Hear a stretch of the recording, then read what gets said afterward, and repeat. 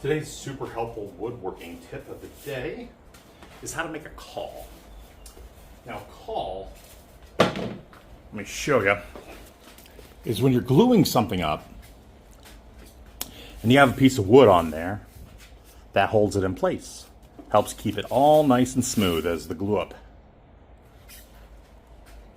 I have some over here too. Now, the trick to making a caul, it's pretty darn simple. You need a piece of wood that's flat, at least on one side, preferably on both sides, and you need packing tape. You take the wood,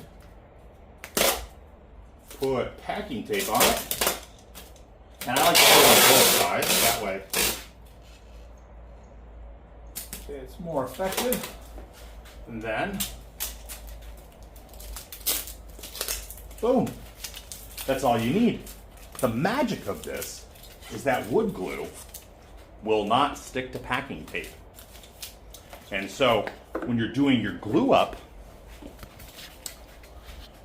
when you're gluing things up, the glue that seeps through won't attach to this wood because there is packing tape.